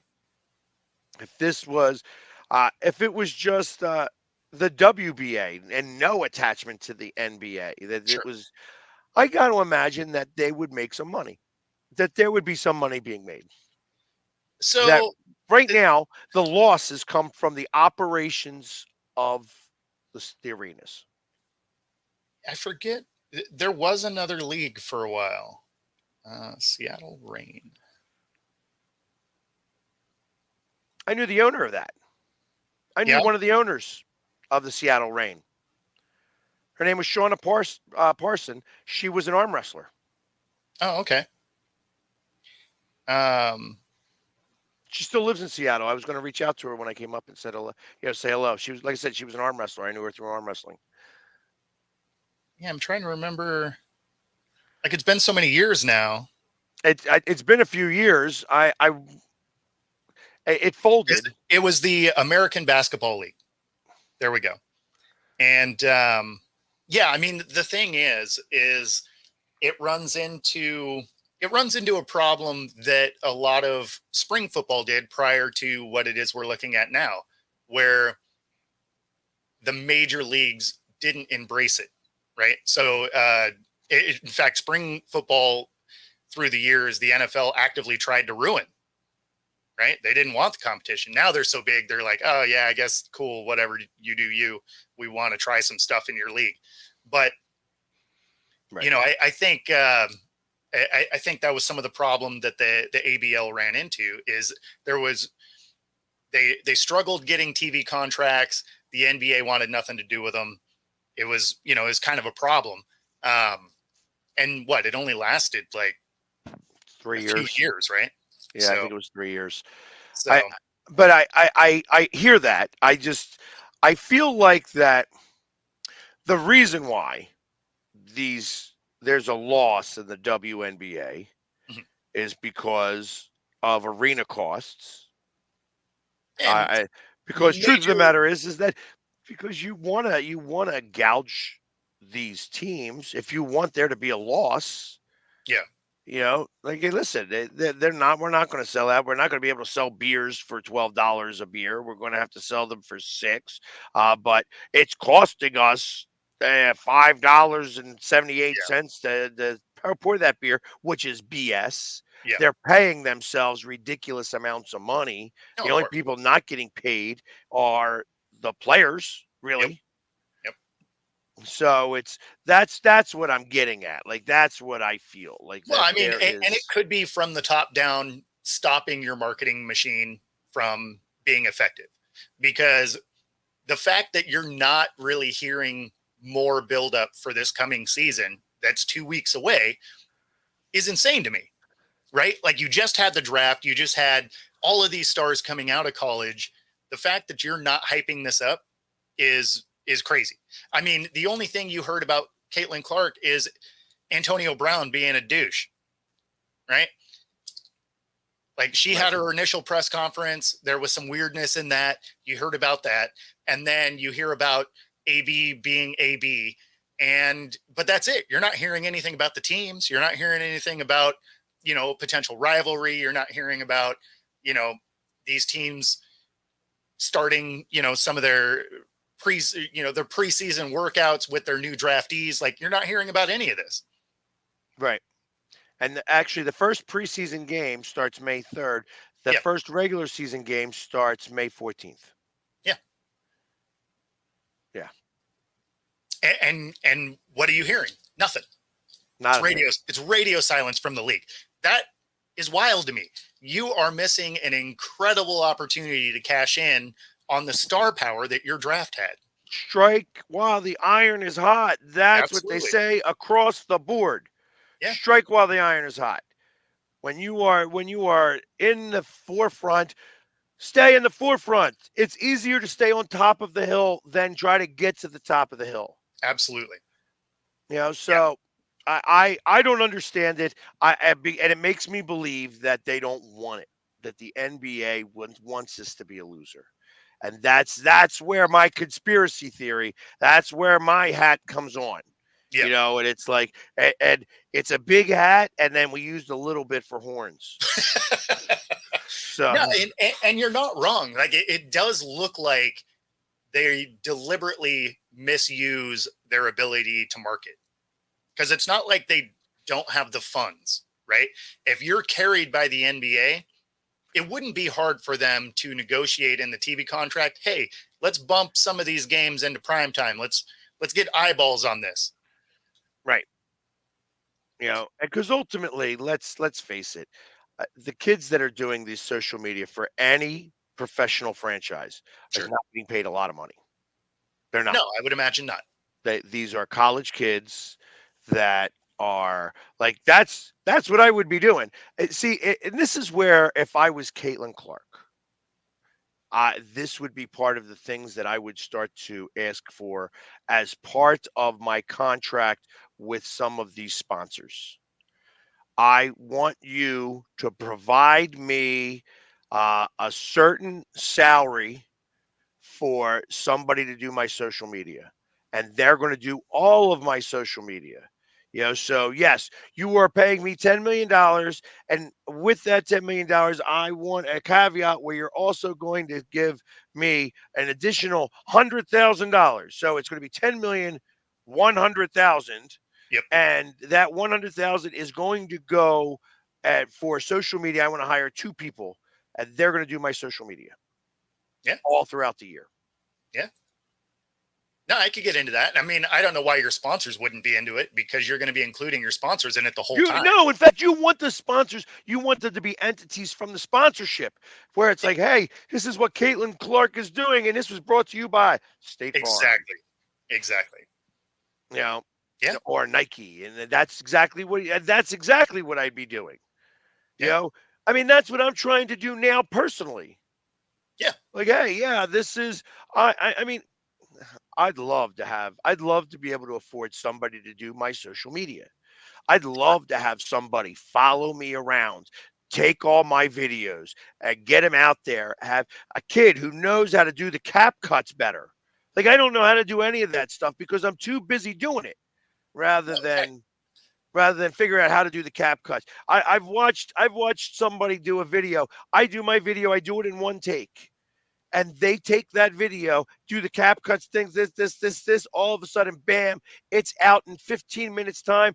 And it looks like I got all these different things going on. It's like fireworks came out of my butt after I was doing my talk. You know what I mean? Which is awesome. I wish I could do it. Yep. I'm not that good at it. No. Like, I would love to have a producer. Like, that would be fantastic. Right. Yeah, and I mean, because I guess the best thing that you have is me when I'm putting out the shows as the producer. Yeah, no. It's that's why I'm like, oh yeah, you want to create the show, rock on, man. Like, I'm used to having to do all that, so sometimes it's great not having to be the guy. Right. But also because I do it all the time. When you're like, oh yeah, I set up the show, I got something to do or whatever. Like, it's why I don't care. It's what I do all the time anyway. But yeah, no. That's like if you're going somewhere and your friend's like, oh yeah, I'm going to drive. You're like, all right, this is going to be weird. I'm going to be in the passenger seat. I'm going to know what to do with myself. Exactly. But it just made me think because I went on a rant yesterday about the WNBA and how they need to do better on their social media marketing because there's no money. It doesn't cost any money to do that. Maybe it costs what? I mean, I guess if you want the blue star or the blue check mark everywhere, what's it cost you? $20 with Meta, $20 with Twitter. Well, LinkedIn. so it would be more though, because since it's an organization, Twitter really gets you. So for you to get the blue check mark as a person, right? It's like $200 a year, roughly. But if you're an organization, now again, it's not going to matter in the scheme of things because these organizations are huge and have a lot of money. But I think it's like $500 or $600 because the organizations get the gold check mark because they're fancy. But yeah, I mean, when you're paying for those things across all the platforms, I mean, it adds up, whatever. But of course, you're going to have a person that's manning that, or maybe a couple of people. But I feel like you need to have, and this isn't even necessarily just limited to them. Like, there's so many of these that their media team never responds to anything. Like, that's a huge missed opportunity for these teams. Right. Especially if you have people that are engaging with you. Now, you have to pick and choose. Of course.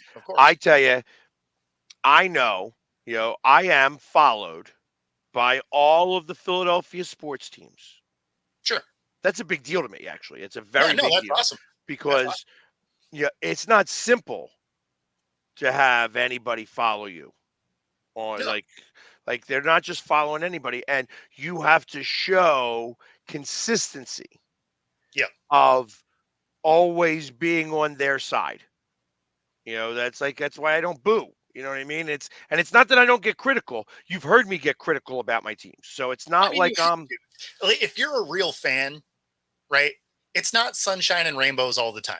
Like we've all lived through our sports teams having bad years, bad management, whatever. It's that. And if you are in those moments, for me, the Seahawks, when we went, 2-14, right? Not exactly a shining moment in our history. Am I going to be in that season being like, we were awesome? Of course not. That's dumb. We did nothing well. 0 parts of our team did well.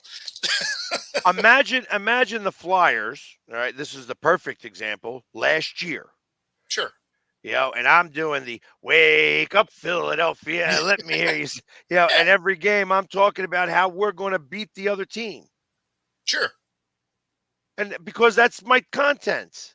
Well, that's no, what I do. But you still have to do that. Like I still think that even in a bad year, do I think we can still win games? Of course, right? It's any given Sunday. Like, yeah, we can do it. And, we'll line out exactly what it is we need to do. It's like, okay, we need this group to step up. We need to see a big day out of these guys, but we can win this game because of these things. Now, after you don't win, you also have to be realistic. Like, you're not out there like, oh, the refs got us and all this. You're like, oh yeah, no, I mean, we dropped the ball here. And I mean, you're analyzing the game. Like, it's just, I don't know. I would always do and as part of my content, you would only ever see me do the video before the game. And then if we won, you'd see me do the video after the game. If we lost, you wouldn't see a video. Okay. Because ultimately listen, everybody else is talking bad. You want to hear the bad, you're going to hear it from somebody else. Sure. Now, does that mean that I never got completely frustrated? I remember one time specifically, the Flyers were up in a game, and against Montreal, and Montreal came back and scored like 3 goals in 4 minutes time, and they wound up losing the game in overtime. And it was so frustrating to watch because they were up by 2 goals and lost the game in overtime. And it was like, are you kidding me? Are you kidding me? This is what this team is about. Like, they need to figure something else out here because this team needs that. I need to see more from them. They can't just quit. Nobody can just quit. I'm out here busting my ass for this team. I need this team to bust their ass for this team too. I don't want to see any quitters. And that's where I'll get irate. Like if I'm putting out more energy than the team, that's a problem. That is a problem. So, and I normally will address that. Thank God I haven't had to do that, at all. Yep. Like I said, there was frustration when you lose 8 games and you just tell that they're not playing the way they should be or could be. Mm-hmm. That's frustrating to me, and I'll call that out. But I'm still going to love my team. I just don't like them sometimes. And even in losses, right? Like, there's usually elements of the game that weren't horrible. Right. You're like, oh, okay, I liked what we did here. I get, the play call here made sense, even if it didn't work, whatever. Right. But, I mean, there's always parts of it that you can pull out. And then, ultimately you're going to be like, yeah, well, I mean, this thing here that we did, that's led to why we didn't win. Like, right. So, I mean, there's always ways to, extrapolate good things out of the game. But, I don't know. And then, of course, Rob here. Unless you're a Mariners fan, there's always 30 years ago, back in 95. I mean, that team was amazing. The problem is it was 95. Right. It's been a minute. It's kind of funny because it's one of the things going to talk about because we got Hawk Talk right after this. And, one of the things we're going to talk about there is people are kind of losing their minds about, Mike McDonald taking all the murals and stuff down. Right. Which is the most asinine thing. They were like, oh yeah, they're just erasing history and all of this. It's like, no. Do you honestly think Pete Carroll kept all the Mike Holmgren stuff around the stadium? No. Right. Like that's not a real thing. Like if you got divorced, you still had good times with your ex-wife. I bet you don't have a bunch of pictures of your ex-wife with your new wife. Right. I'm going to go out there on a limb here and assume that is probably not a real thing. Right. It doesn't erase the fact that you had good memories with these people, right? Right. But you're moving into a new era. You're moving on with your life. So those memories are still there. You don't forget about them, but you probably don't have your ex-wife's pictures all over your house. No. No. In fact, there was a funny video I saw that the other day. Um, would you rather uh, get back with your ex or do a line of snow? And the guy's face was covered in flour. Yep. Yeah, Yeah. I yeah. was immediately picturing Scarface. Yeah, exactly. He's like, say hello to my old friend. Yeah, This is, exactly. but yeah, that's that. And yes, history should be remembered. Yeah. But that's why you are able to take pictures. Yeah. You know No, what I mean? exactly. So, I mean, besides, you all of a sudden you're showing pictures because at this point it's been a decade since that Super Bowl, right? So now, are your new players like, oh, they're trying to make us into this Legion of Boom? That's why this is all still here. And now you got a clean slate. Go out there and create something new, right? That era's over. You move on. You appreciate it. It's not like they threw the trophy away, right? Right. Like that Lombardi's still sitting in the case. Like all of those things still exist. You just don't have the players having to look at that championship team. They get to make their own way forward now. They get to write their own chapter. Exactly. And that's I understand that. You know what I mean? I get that. If you want to look at history, you look up around your circle. The retired numbers and things Ring like of that. Honor. That's the history. You know what I mean? If you want to see pictures, that's the pictures of the guys where they're in a very specific spot in the stadium. If you want to go remember that type of history, short of that, that's it. That's it. Well, you know what? It's funny that you say that because nobody wants to see Russ picks. But let's go 10 years into the future. You said this is 10 years now that you've won your Super Bowl, right? This will be your 10th year. Yeah. So obviously that they're not going to bring back Russ Wilson for that game, unless you guys play Pittsburgh this year at all at home. I don't know offhand. So if by chance you do play Pittsburgh at home, you would probably do it that day. However, I don't think they play him at all this year, actually. Well, that's kind of what I'm getting at. Yeah. That being said, say you go 10 years and you don't win another Super Bowl. In 20 years, in 10 years from now, when they're bringing back the 20th anniversary team that won the Super Bowl, I know that right now you're probably saying, no, we would still boo Russ. Do you think that would really be the case?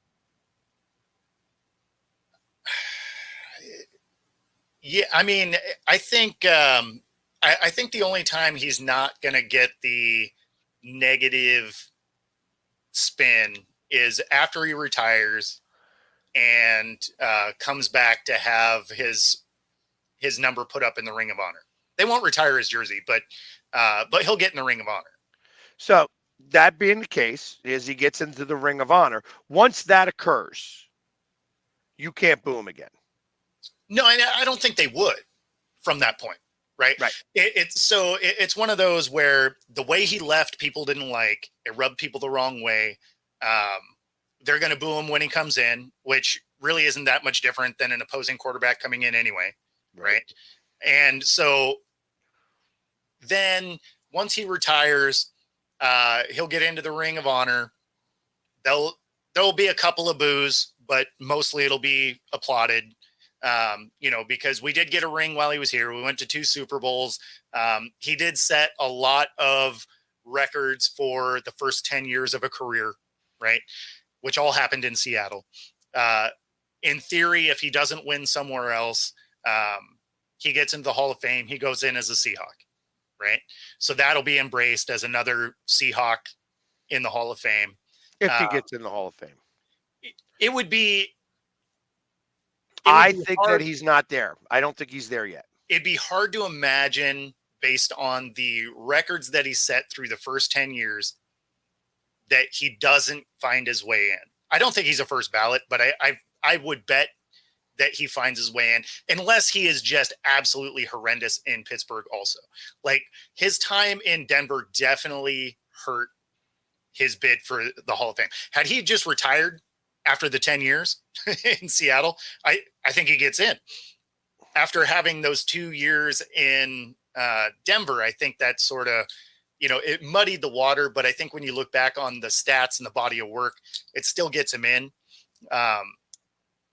But that being said, so even if he doesn't get in, once his name goes up in the ring, people aren't going to care anymore.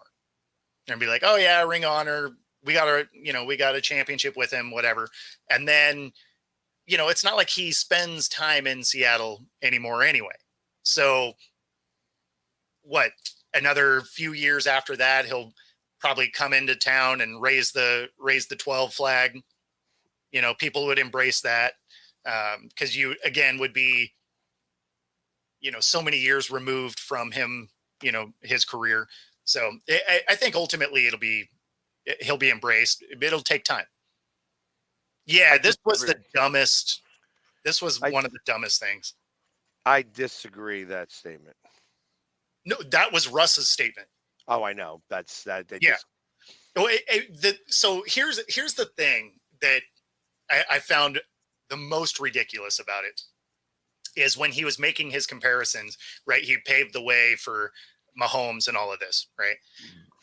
When he made his comparisons, the name he did leave off, which is hilarious to me because he went to a Super Bowl. He didn't win it, but Donovan McNabb had pretty amazing career, gets to a Super Bowl. And when you look at their stats and everything, they're kind of similar. They're kind of similar. Russ was more efficient, but I mean, it's not like he did anything that McNabb didn't do other than actually winning a Super Bowl. Which he didn't really win. It was the defense that won that Super Bowl. No, hands down. But I mean, he was on a team, he got a ring. And so, but it's like, when you look at the comparisons that he made, he just neglected to have Donovan McNabb on there. And that seemed kind of wild. But that's one of those, you're going to look at stats that help support your case. I feel like he used names to try and help support his case. Right, but left Donovan off the list because he won the Super Bowl, and Donovan didn't win the Super Bowl. Yeah, well, he didn't mention him at all. It's like Donovan just didn't exist because the numbers are too close. Right, and Donovan's not in. That's why, and I look at that as Donovan won't be in. He won't be in. Rings matter. Rings matter. Look at Eli. Well, Eli's not in. He will be though. I don't know. I would put pizza money on that he gets in. I wouldn't bet it, but I don't know. It's the rings. The rings matter. If he doesn't win those 2 rings, he doesn't get in because he is absolutely as average as it could be. Now he was durable. I'll give him that. His durability was unmatched, but he won as many games as he lost. He doesn't have, glowing numbers anywhere. He had 2 good postseason runs. And one of the rings was against the undefeated Patriots. That'll put him over the top. That'll push him in. Because as we all know, stats aren't what all matters. Because otherwise T.O. would have been a first ballot. Well, he was a second ballot because he just couldn't be a first ballot. Yeah. Because they didn't want him to be a first ballot. That's exactly right. So because it's a voting game and because of how big taking down the juggernaut of that Patriots team was, he gets in. I don't know. I guess we'll see when it comes time. I mean, he's on there now, isn't he? He shouldn't be getting. Well, no, I guess he got 1 more year left to go. Yeah, I was going to say he is not quite eligible, but I mean, he's going to get in. I don't think he should get in. I don't think his career necessarily warrants it, but he gets in. Yeah, that's odd to me, but all right. Well, I mean, I guess I could see it, but that being the case, Russ has only won one. Yeah, I but mean, but and winning a ring is huge. It's huge. I think the one award that he didn't get, and really actually hasn't gotten any votes for, is the one that probably hurts him most, is the MVP. right. Not winning an MVP hurts his ability to get in. Yeah, because But he was never really looked at as the best of his era. no, yeah. Well, and so that's always my argument against Eli. It's Right. like, yeah, he got 2 rings, but at 0 point was he ever. Did you ever think of him as, oh, he's that guy? No, Zero. both times it was defense. It was Both times. defense and some incredibly, Lucky amazing catches. catches, right? Like Lucky there were a catches. lot of things that went their way, but I mean, they were incredible runs, right? Now, if I was going to go with just, ability, I'd Now, have could you 4. say the same thing about Brett Favre? Thinking about that Super Bowl, was it that Super Bowl that was the only time uh, you know, that a special teamer was named as the MVP of the game? Yeah. Yeah. Brett I Favre mean, could falls in that same category. You know what I mean? Although he was great and stuff like that, it's no, but see, there's a difference though, because he was lauded as the best various times in his career. Right. So that's wildly different. Like that would be, I wouldn't put Eli in the Brett Favre caliber, because there was just far more talent with Brett Favre. Now he got in his own way, right? Like he couldn't figure out how to not play hero ball, because otherwise he probably would have had more rings. Yeah, at least 2 specifically. Yeah. I mean, he would have won one with the Vikings. Right. That team was amazing. If he just throws the ball away instead of back across his body into the teeth of the defense and gets picked off, that team probably wins. But it's Brett Favre, and that's what he does. He was fun to watch, though.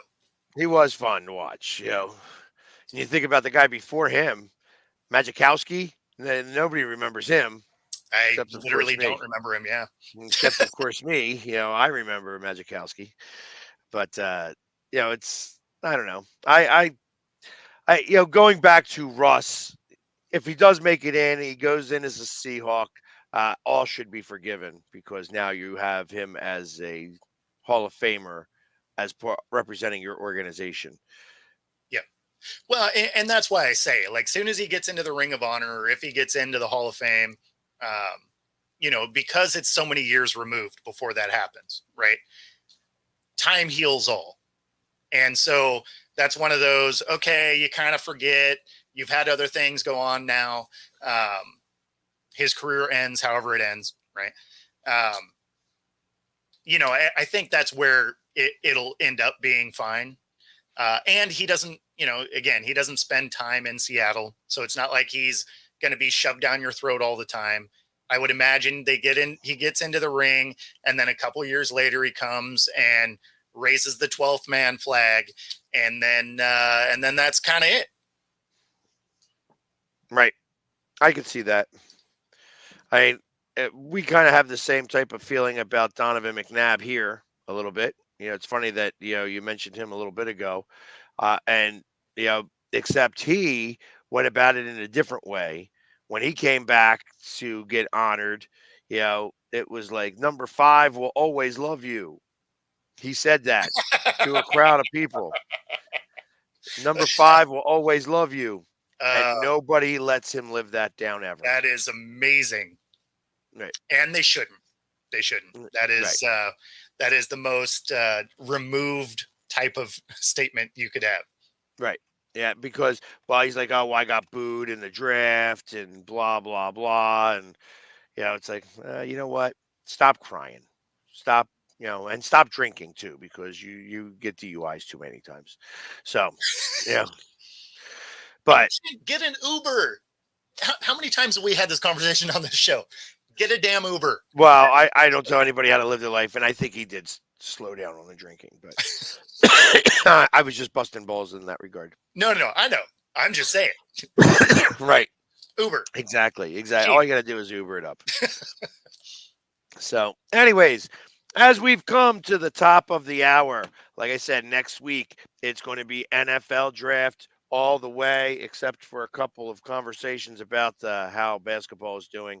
Like I said, the NHL is going to fall to the wayside here because we don't have a lot of NHL in our blood right now.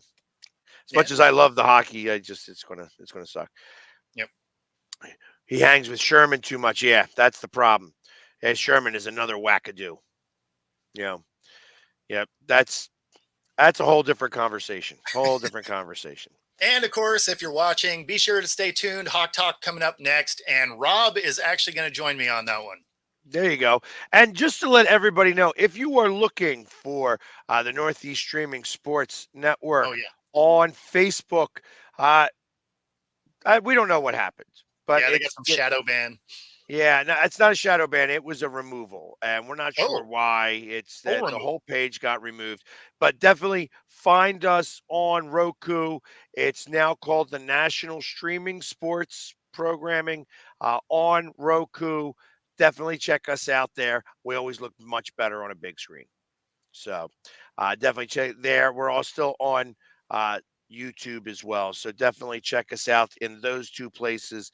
But just to let you know, we are no longer on Facebook at this moment until we can figure out a way to get a hold of Mark and tell Mark that he sucks and that to put us back up there before we take a potato gun and start. I feel like we're a couple rows back in that queue.